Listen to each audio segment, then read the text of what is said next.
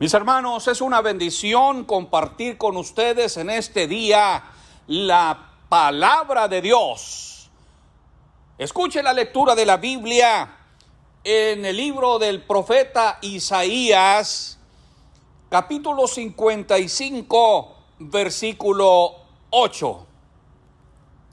Porque mis pensamientos no son vuestros pensamientos, ni vuestros caminos mis caminos, dijo Jehová. ¿Te gustaría saber cómo piensa Dios? ¿Te gustaría conocer los caminos del Señor? Si el creyente supiera cómo piensa Dios, viviría en sintonía con Él, le haría peticiones correctas, su comunicación con Dios sería la adecuada, una comunicación bien sintonizada. A veces creemos que Dios está siempre pensando cómo complicarnos la vida a través de diversas pruebas. A veces padecemos por nuestras propias decisiones y nuestros propios errores y decimos, ni modo, así lo quiere Dios. O queremos hacer algo que nos gusta o nos conviene y decimos, es la voluntad de Dios. Cuando nuestros pensamientos no coinciden con los pensamientos de Dios, no hacemos la voluntad de Dios, sino la nuestra. Por lo tanto, lo que hacemos no tiene respaldo en la palabra de Dios. Los pensamientos de Dios son diferentes a los del creyente común y ordinario dentro del pueblo de Dios. Y es que el pecado ha hecho la diferencia. Al principio no fue así, porque el hombre fue creado perfecto. Fue creado a imagen y semejanza de Dios. Estaba unido espiritualmente a Dios. Pero el diablo hizo la separación y el hombre empezó a pensar diferente. Empezó a tenerle miedo a Dios porque creía que Dios lo buscaba para castigarlo. Todavía muchos piensan así. Ciertamente, desde la caída del hombre en la desobediencia, Dios quiso buscar al hombre perdido en desobediencia para salvarlo, porque Él quiso sacarlo de esa situación pecaminosa. Pero el hombre, como Adán, trata de esconderse. Ciertamente, nadie se puede esconder de Dios, pero Dios quiere que el hombre decida por él mismo ser libre para que pueda responderle a Dios responsablemente cuando Dios lo llama y le dice, ¿dónde estás tú? Aunque Él sabe dónde estamos y en qué situación nos encontramos, Él quiere que nosotros lo digamos con arrepentimiento, como lo hizo el hijo pródigo cuando reconoció su situación de pecado. El creyente que ya pertenece, diríamos, a una iglesia, piensa que él no debe arrepentirse porque cree que el arrepentimiento es solo para los no cristianos o los inconversos, pero Dios piensa diferente. El arrepentimiento es para el pueblo de Dios, a quienes exhorta la palabra de Dios para el arrepentimiento. Es a su pueblo hoy las iglesias. Y lo que realmente hermosea al pueblo de Dios es su arrepentimiento. Siempre que hay alguna imperfección en el creyente del pueblo de Dios, Dios espera que el creyente recupere su posición original mediante el arrepentimiento. Así leemos en el Apocalipsis el mensaje del Espíritu Santo a las iglesias de Asia Menor. Cuando se le escribe a la iglesia de Éfeso, Dios le dice: recuerda por tanto de dónde has caído y arrepiéntete y haz las primeras obras, pues si no, vendré pronto a ti y quitaré tu candelero de su lugar si no te hubieres arrepentido. Y luego el mensaje para la iglesia de Pérgamo, se le dice: por tanto, arrepiéntete, pues si no, vendré pronto a ti y pelearé contra ellos con la espada de mi boca. Y continúa diciendo a la iglesia de Tiatira: y le he dado tiempo para que se arrepienta, pero no quiere arrepentirse de su fornicación. Y a la iglesia de Sardis, Dios le dice: acuérdate pues de lo que has recibido y oído y guárdalo y arrepiéntete, pues si no velas, vendré sobre ti como ladrón y no sabrás a qué hora vendré sobre ti. Y luego a la iglesia de la Odisea, Dios le dice: yo reprendo y castigo a todos los que amo. Sé pues celoso y arrepiéntete. Solo a las iglesias de Esmirna y Filadelfia no les pide arrepentimiento. A la iglesia de Esmirna solo le dice: sé fiel hasta la muerte y yo te daré la corona de la vida. Y a la iglesia de Filadelfia le dice: por cuanto has guardado la palabra de mi paciencia, yo también te guardaré de la hora de la prueba que ha de venir sobre el mundo entero para probar a los que moran sobre la tierra. He aquí, yo vengo pronto. Retén lo que tienes para que ninguno tome tu corona. Hermano, cuando hay imperfección en el creyente, el cristiano siempre piensa en justificarse, pero Dios piensa en que se debe arrepentir. Dios solo acepta perfección en cada uno de sus hijos. El Señor dijo: sed pues vosotros perfectos, como vuestro Padre que está en el cielo es perfecto. Si Adán, en lugar de justificarse, se hubiera arrepentido, Dios lo hubiera perdonado y el mundo estaría en otra situación espiritual. Pero prefirió culpar a la mujer y a Dios, pues le dijo: la mujer que me diste, ella me dio y yo comí.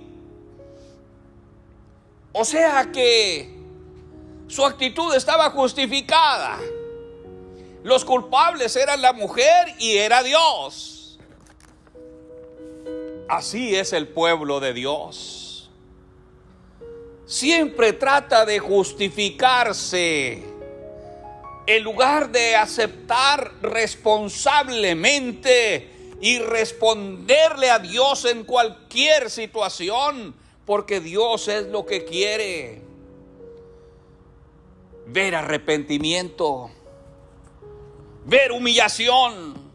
Muchas veces pensamos que todo está perdido, pero Dios piensa en que hay una solución para nosotros. Generalmente nos basamos en nuestros pensamientos y criterios personales. Pensamos más en el cumplimiento de algunas leyes, reglamentos o doctrinas, y nos atrevemos a decir: fulano, sutano o la hermanita X ya está perdida espiritualmente porque falló a nuestros reglamentos. El espíritu religioso lleva hasta condenar y aún hasta matar al que cometió alguna falta o pecado. Mire la situación que viven muchos cristianos en Afganistán, la situación que viven las mujeres en esos lugares. Los talibanes matan a las mujeres simplemente si no cumplen con un reglamento de ellos, que consiste en cubrirse la cara. Son capaces de matar a una mujer si se decide por el estudio, o si se atreve a manejar un automóvil, o si sale a la calle sin el acompañamiento de un varón. Miren, los tiempos del ministerio de Jesús estaban los escribas y fariseos. En una ocasión le trajeron a una mujer que había sido sorprendida en adulterio, y la ley decía que esa mujer debía ser apedreada. Así que cada uno con piedra en mano estaban listos para arrojar las piedras sobre aquella mujer hasta matarla. Todos ya sabemos lo que pasó. Jesús les dice: todo el que esté sin pecado, que lance la primer piedra. Y se empezaron a retirar. Cuando ella queda sola, Jesús le dice: ¿dónde están los que te acusaban? Ninguno te condenó. Ella dice: ninguno, maestro. Él le dice: pues ni yo te condeno. Vete, ve en paz, pero no peques más. O sea, que el arrepentimiento y el perdón de Dios no son una licencia para pecar. No se trata de pecar y pecar. Al cabo, Dios perdona. Y ahora, pues, con la estrategia de los encuentros, voy y anoto todos mis pecados y al cabo Dios me los perdona, y después llevo otro montón y Dios me los perdona. No se trata de esto. El creyente común solo piensa en Dios como un ser omnipotente que está para ayudarnos en todas nuestras necesidades y problemas, que está para sanarnos de todas nuestras enfermedades y que está para perdonarnos de todos nuestros pecados. Pero no piensa que en el pensamiento de Dios está que todo creyente hagamos su voluntad, que lo amemos como Él nos ama, y que nos humillemos ante Él y que actuemos con justicia. Solamente los hijos de Dios, mi hermano, podemos tener los pensamientos de nuestro Padre. Y no todos los que pertenecen al pueblo de Dios son hijos de Dios. Solamente aquellos que creen y aceptan el proyecto de Dios para la humanidad. San Juan lo escribe y lo dice así acerca de Jesús: a lo suyo vino y los suyos no lo recibieron, mas a todos los que lo recibieron, a los que creen en su nombre, les dio potestad de ser hechos hijos de Dios. El apóstol Pablo le dice a los hermanos, a la iglesia de los Corintios: ¿quién conoció la mente del Señor? Y luego afirma: mas nosotros tenemos la mente de Cristo. Solamente aquellos que están en constante relación con alguien pueden llegar a saber cómo piensa. Y si nuestra relación con Dios es una relación de hijo a padre, podemos decir cómo piensa Dios porque es mi Padre. Generalmente se tiene un concepto equivocado de aquellos con quienes no hemos convivido, con quienes no hemos tratado, porque para que haya el conocimiento de alguien y cómo piensa, tiene que haber relación. Hay quienes se casan pensando que ya se conocen muy bien, pero hasta que conviven todos los días se dan cuenta que no era como pensaban y empiezan los conflictos. En la vida cristiana, si nos sumergimos en la obediencia, si nos sumergimos en la vida cristiana, nos damos cuenta cómo piensa Cristo. Mientras el creyente anda por las orillas de la vida cristiana, no llega a conocer al Señor. Está claro que la relación entre personas es necesaria para conocerse mejor. Lo mismo en la vida espiritual. La relación con Dios nos lleva a conocerlo y saber cómo piensa. No será fácil para el creyente común, ordinario, conocer a Dios y sus pensamientos. Pero Dios está esperando ser conocido por su pueblo. Lo dice a través del profeta Jeremías: si alguien ha de gloriarse, que se gloríe en conocerme y entenderme que yo soy Jehová. Suena como absurdo que alguien sea parte del pueblo de Dios y no conozca a Dios, o que se llame hijo de Dios y no conoce a su Padre. Pero debemos tomar en cuenta esto, que si estamos dentro del pueblo de Dios, ya somos personas privilegiadas. Ahora,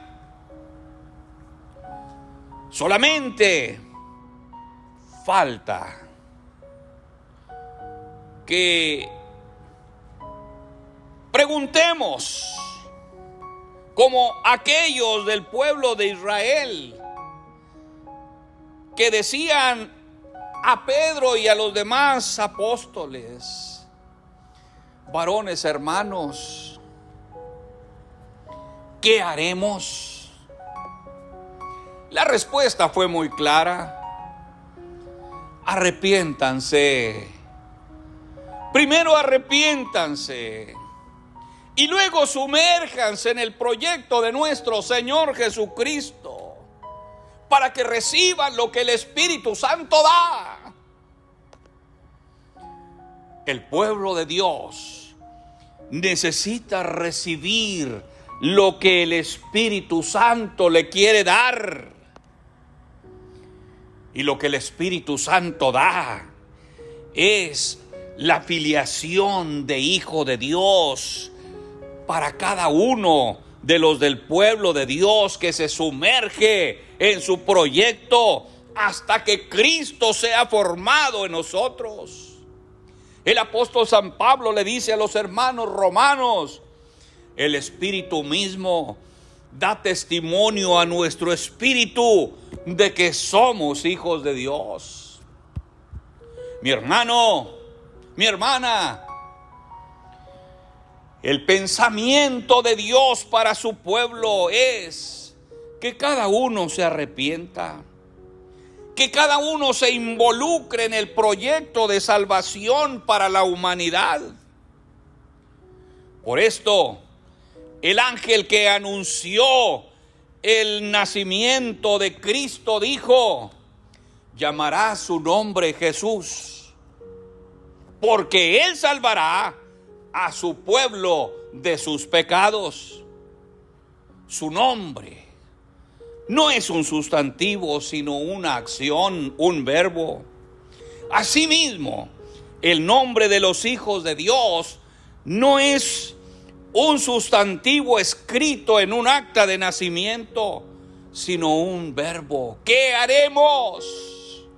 Cuando usamos el verbo hacer con toda honestidad, empezamos a pensar como Cristo, a entender la mente de Cristo que nos dice: arrepentíos y creed en el Evangelio. Sumérjanse, estén en comunicación constante conmigo para que piensen igual que yo y para que hagan lo que yo mando y sean así mis discípulos. Solamente así, mi hermano, podemos entender el pensamiento de Cristo y podemos tener el pensamiento de Cristo para seguir el camino que ya está trazado, que es el camino de la obediencia a sus mandamientos. Por esto, mi hermano, en esta hora le invito para que en este momento le digamos al Señor: Señor, aquí estoy otra vez. Tu palabra la recibo hoy. Sí, Señor, porque quiero, Señor, vivir siempre en tus caminos. Y quiero, Señor, también tener tus pensamientos, poseer tu mente. Para ello, Señor, me pides arrepentimiento. Para ello, Señor, me perdonas. Y para ello también, Señor, me pides que me sumerja en tus mandamientos, en tus proyectos. Y quiero decirte, Señor, que estoy dispuesto a hacerlo. Por esto, Señor, recíbeme. Recibo también lo que el Espíritu Santo me da, esa filiación de hijo tuyo, porque es el Espíritu el que da testimonio a nuestro espíritu de que somos hijos de Dios. Gracias, Padre. Gracias por tu amor. Muchas gracias. Gracias a Dios, mis hermanos. Gracias a Dios por este tiempo, este momento tan especial. Reciba un saludo, reciba un abrazo y que Dios le siga bendiciendo. Bendiciones, mis hermanos.